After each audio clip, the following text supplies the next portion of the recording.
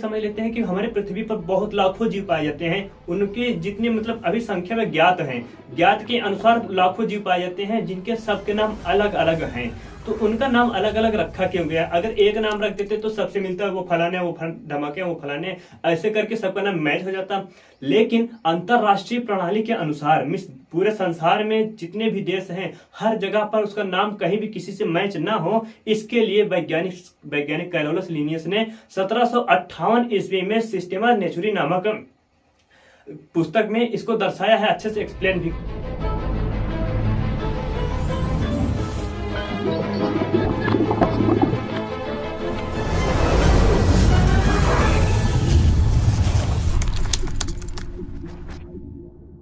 जय हिंद फ्रेंड्स, हमारे YouTube channel PSS classes में एक बार फिर से स्वागत है। आज आपके लिए एक और टॉपिक लेकर आए हैं, उसी से रिलेटिव। जो फर्स्ट लेसन आपको हम बताए थे, पहले वाला लेसन में बताए थे कि जीवों में विविधता जो होती है वो कितने प्रकार से होती है, उसी का सेकेंड वाला पार्ट हम आपको बताने वाले हैं। पहले हम पिछला वाला कुछ रिवाइज कर लेते हैं ताकि वो हमारा कॉन्सेप्ट क्लियर होता रहे और वो भी हमारे याद में बनी रहे।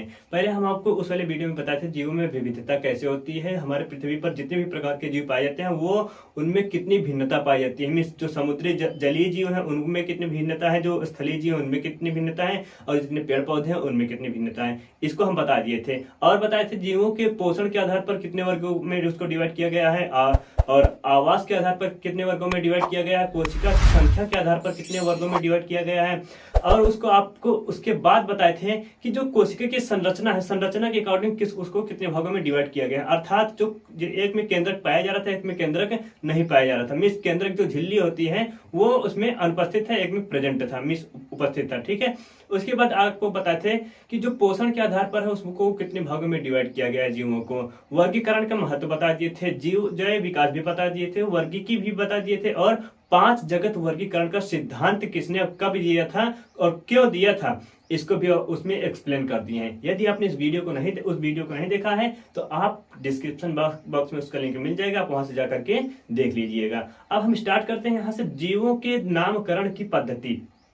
मीन्स जीवों का जो नामकरण होता है वो जरूरी क्यों है, या फिर जीवों की जो द्विनाम पद्धति है उसको हम आपको समझा देते हैं। सबसे पहले समझ लेते हैं कि हमारे पृथ्वी पर बहुत लाखों जीव पाए जाते हैं। उनके जितने मतलब अभी संख्या में ज्ञात हैं, ज्ञात के अनुसार लाखों जीव पाए जाते हैं, जिनके सबके नाम अलग अलग हैं। तो उनका नाम अलग अलग रखा क्यों गया? अगर एक नाम रख देते तो सबसे मिलता है वो फलाने, वो धमाके, वो फलाने, ऐसे करके सबका नाम मैच हो जाता।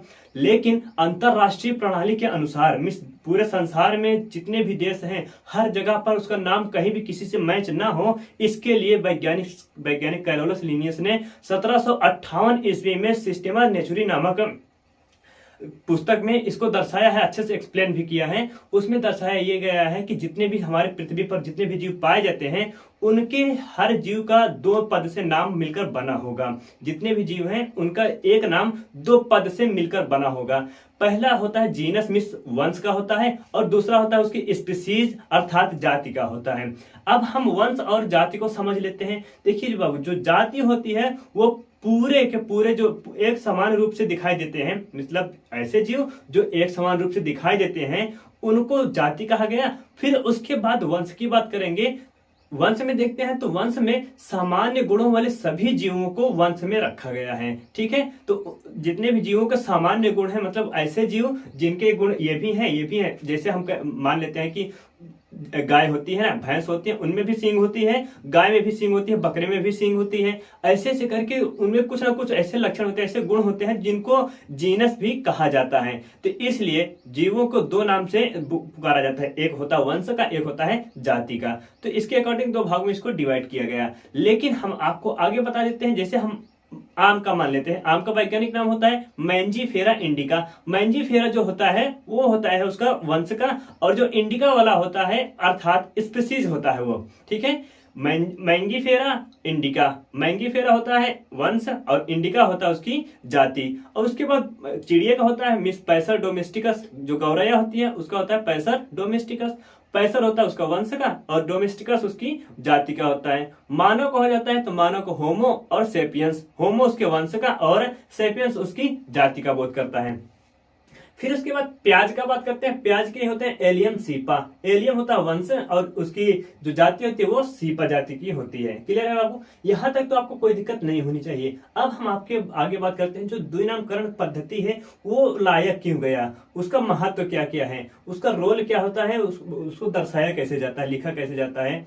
ठीक है, अब हम यहाँ पर देख लेते हैं जो महत्व है। सबसे पहले आपको बताए थे कि जितने भी जीव हैं उनको उनके जो नाम है वो दो पद से मिलकर बने होते हैं, एक वंश एक स्पीसीज। ठीक है, सॉरी, वंश और जाति, दो नाम ये हो गए। और उसके बाद अगला आ जाता है इन सभी को, मतलब जो वंश और जाति होती है इनको तिरछे अक्षर में लिखा जाता है। जैसे आप देख पा रहे हैं इन सबको तिरछे अक्षरों में लिखा जाता है।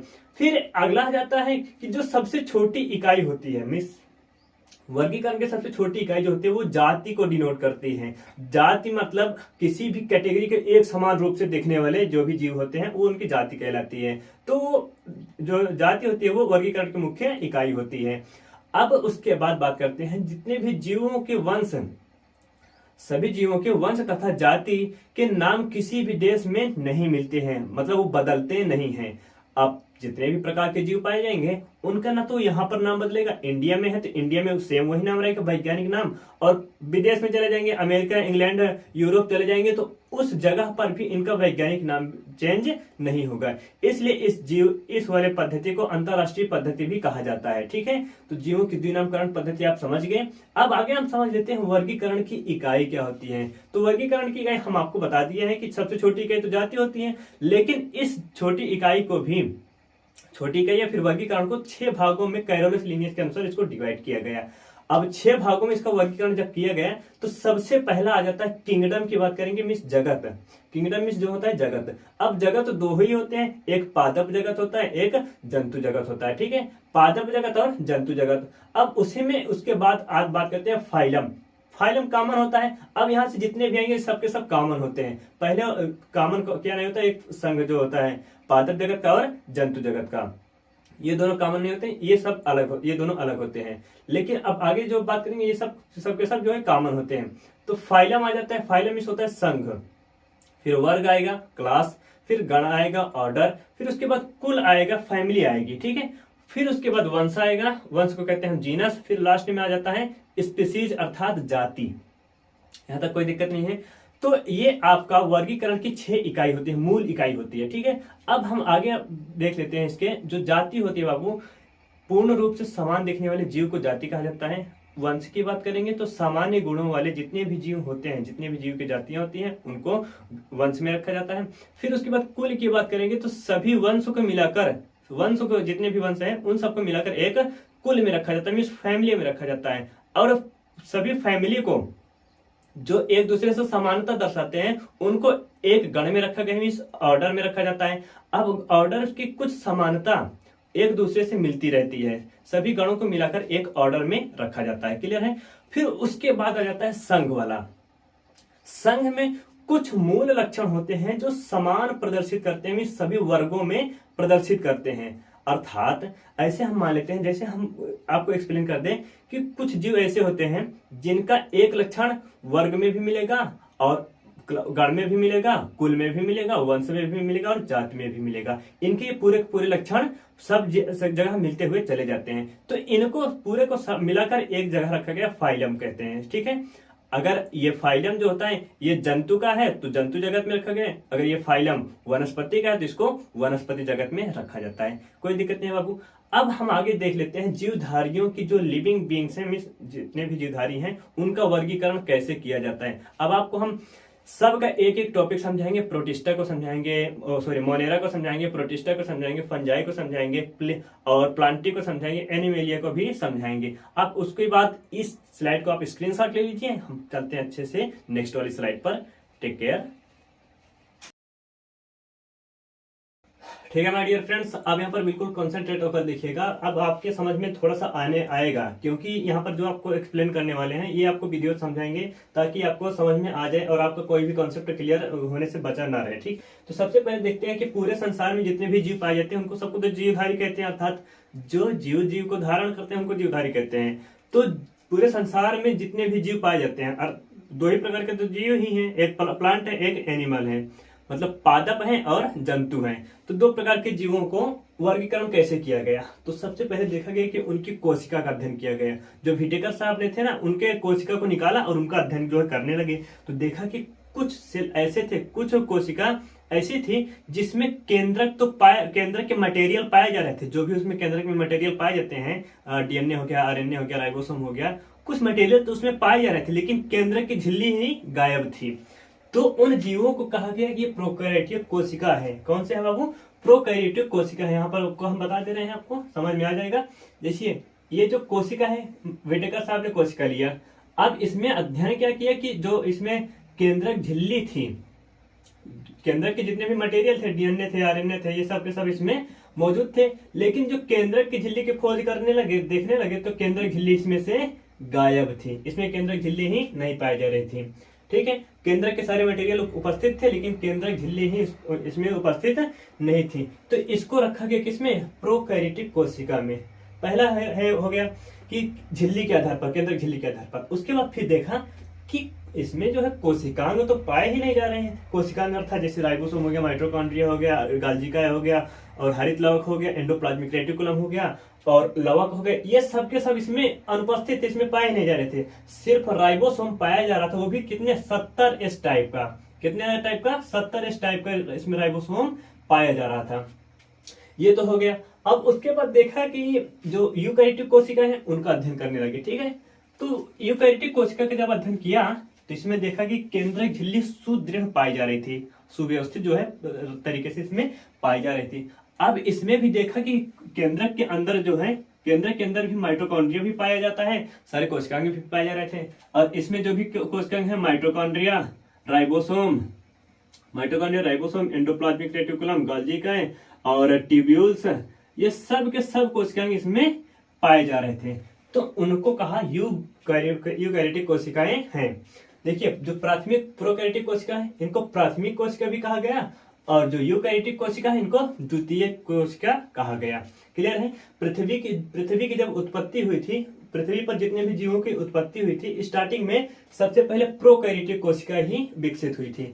उस समय ये कोशिका विकसित नहीं हुई थी, इसीलिए इनको दो भागों में डिवाइड किया गया। ठीक है बाबू, अब आगे देख लेते हैं। प्रोकैरियोटिक कोशिकाएं, जितनी भी प्रोकैरियोटिक जीव जितने भी आएंगे, वो सब के सब एक कोशिकी ही होंगे। कितने? एक ही कोशिका में सारा जीवन यापन होगा। उनका भोजन ग्रहण करेंगे, उत्सर्जन करेंगे, पाचन करेंगे, अवशोषण करेंगे, फिर बाहर कर देंगे। तो ये सब के सब एक कोशिकीय जीव होते हैं। गमन करने के लिए इसमें फ्लैजेला भी पाया जाता है। आगे उसको बताएंगे सीलिए फ्लैजेला क्या होता है, पहले आप इसको समझ लेते हैं। ठीक है, अब एक कोशिकीय जीव को एक जगत में रख दिया गया कि इसमें जितने भी जीव आएंगे वो सब एक कोशिकीय होंगे और प्रोकैरियोटिक कोशिका वाले होंगे। ठीक है, तो याद रखना कि मोनेरा जगत में, किसमें बाबू? मोनेरा जगत में सभी प्रोकैरियोटिक कोशिका आती हैं और एक कोशिकीय जीव उसमें रखे जाते हैं। यहाँ तक कोई दिक्कत नहीं है। अब उसके बाद देखते हैं यूकैरियोटिक कोशिका। यूकैरियोटिक कोशिका जो होती है, इसको भी दो भागों में डिवाइड किया गया। तो दो भागों में कैसे डिवाइड किया गया? एक तो थे यूकैरियोटिक कोशिका वाले, एक कोशिकीय थे, एक थे बहुकोशिकीय वाले। अर्थात जैसे आप अमीबा देखते हैं, तो अमीबा के जानते हैं कि एक ही कोशिका पाई जाती है, अमीबा में एक ही कोशिका पाई जाती है। लेकिन केंद्रक भी तो पाया जाता है ना, तो केंद्रक एक ही कोशिका होता है और उसमें केंद्रक झिल्ली भी उपस्थित होती है, और सारे कोशिकांग भी उसमें पाए जाते हैं। फिर उसके बाद देखा कि जो अन्य हैं, अर्थात जो बड़े जीव हैं वो बहुकोशिकीय हैं। बड़े जीव क्या है? बहुकोशिकीय हैं। और उन बहुकोशिकीय जीवों को अलग कर दिया, एक कोशिकीय जीवों को अलग कर दिया। ठीक है, अब यहाँ पर देखा कि जो एक कोशिकीय हैं उनको एक अलग जगत में रख दिया गया। किसमें? प्रोटिस्टा जगत में। सभी एक कोशिकीय जीव, यूकैरियोटिक कोशिका और एक कोशिकीय जीव को प्रोटिस्टा जगत में इसको रख दिया गया। ठीक है, याद रखना कि प्रोकैरियोटिक कोशिका एक कोशिकीय जीव मोनेरा जगत के हैं, यूकैरियोटिक कोशिका एक कोशिकीय जीव प्रोटिस्टा जगत के हैं। ठीक है, अब उसके बाद देखा कि बहुकोशिकीय जो जीव थे उनको भी दो भागों में डिवाइड कर दिया। ये वर्गीकरण ही कर रहे हैं जो है विटेकर साहब। तो जो बहुकोशिकीय जीव हैं इनको भी दो भागों में डिवाइड कर दिया। एक को देखा कि किसी में कोशिका भित्ति पाई जा रही थी। कोशिका भित्ति आप जानते हैं कि पौधों में पाया जाता है। पौधों में अर्थात जो कोशिका भित्ति बाहर की कवरिंग होती है, मजबूती देती है, सेलुलोज की बनी होती है, वो कोशिका भित्ति सहित थी एक में कोशिका भित्ति रहित थी। याद रखना, रहित रहित मतलब होता है जिसमें कोशिका भित्ति नहीं पाई जाती है। ठीक है, तो कोशिका भित्ति सहित वालों को भी दो भागों में डिवाइड कर दिया। देखिए एक की तो कोशिका भित्ति, देखिए यहाँ पर कोशिका भित्ति को भी दो भागों में डिवाइड कैसे किया। एक तो वे जीव थे जो प्रकाश संश्लेषण की क्रिया को नहीं कर पा रहे थे। जाहिर सी बात है, जो जीव प्रकाश संश्लेषण की क्रिया नहीं कर पाएंगे उसमें प्रकाश संश्लेषण अर्थात जो क्लोरोप्लास्ट अर्थात क्लोरोफिल इसमें नहीं पाया जाता है। जो प्रकाश संश्लेषण की क्रिया नहीं कर पाते हैं उसमें क्लोरोफिल अनुपस्थित होता है। ठीक है बाबू, क्लोरोफिल अनुपस्थित होता है, क्लोरोफिल इसमें नहीं पाया जाता है। अगर क्लोरोफिल इसमें पाया जाता तो जाहिर सी बात है ये भी, इनको भी इसी में रख दिया जाता है। तो क्लोरोफिल के अनुसार तो ऐसे जीवों को रखा गया जिसमें क्लोरोफिल नहीं पाया जाता है, उनको फंजाई में रखा गया। फंजाई अर्थात फंगस इसको कहते हैं। ठीक है, तो आगे देख लेते हैं। कोशिका भित्ति सहित वाले में एक आ जाता है जो जीव प्रकाश संश्लेषण कर पाते हैं। तो प्रकाश संश्लेषण करने वाले जीवों को प्लांटी में रखा गया, अर्थात बहुत बड़ा जगत है ये प्लांटी जगत, प्लांट जगत। ठीक है, तो प्रकाश संश्लेषण इसमें जितने भी जीव आएंगे सब के सब जीवों में क्लोरोफिल पाया जाएगा और ये सब के सब स्वपोषी जीव भी कहलाएंगे। लेकिन ये जीव स्वपोषी नहीं कहलाएंगे, परपोषी कहलाएंगे, क्योंकि इसमें क्लोरोफिल तो पाया ही नहीं जा रहा है। तो जाहिर सी बात है ये भोजन के लिए खुद को आश्रित न करके दूसरे पर ये डिपेंडेंट रहेंगे, खुद दूसरे पर ये डिपेंड रहेंगे। ठीक है, तो ये तो समझ गया आप, प्रकाश संश्लेषण करने वाले जीव को प्लांटी में रखा गया। तो कोशिका भित्ति सहित वाले दो समझ में आया, एक तो प्रकाश संश्लेषण न करने वाले, एक प्रकाश संश्लेषण करने वाले। एक में क्लोरोफिल नहीं पाया जाएगा, एक में क्लोरोफिल पाया जाएगा। क्लियर है, एक तो स्वपोषी है, एक है परपोषी है। अब आगे देखते हैं कि कोशिका भित्ति रहित वाले अर्थात जिसमें कोशिका भित्ति नहीं पाई जाती है, सिर्फ उसमें एक ही सेल पाया जाएगा और सेल के अंदर बाहर जो है कोशिका भित्ति नहीं पाई जाएगी। इसमें जो है कोशिका भित्ति ऐसे पाई जाती है। देखो ये मान लेते हैं ये अंदर वाला कोशिका झिल्ली हो जाएगा और बाहर वाला कोशिका भित्ति हो जाएगी। कोशिका भित्ति सख्त होती है, मोटी होती है, लेकिन जो केंद्रक कोशिका झिल्ली होती है ये बहुत ही पतली होती है, लचीली होती है। ठीक है बाबू, अब यहाँ पर देखते हैं कोशिका भित्ति रहित वाले इन सभी जीवों को रखा गया किसमें, एनिमेलिया में। अर्थात पृथ्वी पर जितने भी प्रकार के एनिमल पाए जाते हैं जिसको आप देख सकते हैं, क्योंकि ये बहुकोशिकीय वाले जीव हैं, तो आप जितने को देख सकते हैं उन सभी जीवों को एनिमेलिया में रखा गया है। और इन सब में कोशिका झिल्ली वाला पाया जाएगा, लेकिन कोशिका भित्ति इसमें नहीं पाई जाएगी। क्लियर है, तो आप अब इसका स्क्रीनशॉट ले लीजिए। अब हम चलते हैं एक एक टॉपिक को पकड़ेंगे। यहाँ पर पहले इसको समझ लेते हैं। जो मोनेरा है, प्रोटिस्टा है, फंजाई है, प्लांटी है, एनिमेलिया है। व्हिटेकर साहब ने इसी 5 जगत को अलग अलग भागों में डिवाइड किया था। ठीक है, तो मोनेरा हो गया आपका, प्रोटिस्टा हो गया, फंजाई हो गया, प्लांटी हो गया और एनिमेलिया। यार एक बार रिपीट कर दीजिए मेरे साथ, Monera, protista, fungi, Plantae, animalia. Monera, protista, fungi, Plantae, animalia. Clear है बाबू? अब आप इसको समझ लेते हैं। जो मोनेरा है एक एक इसको उठाएंगे, पहले पढ़ेंगे, प्रोटिस्टा को उठाएंगे फिर पढ़ेंगे, फिर फंजाई को, फिर प्लांटी को, फिर एनिमेलिया को। सब के लक्षण पढ़ेंगे ताकि हमें सभी जीवों को अध्ययन करने में असुविधा ना हो। क्लियर है? अब इसका स्क्रीनशॉट लीजिए, फिर चलते हैं नेक्स्ट स्लाइड पर।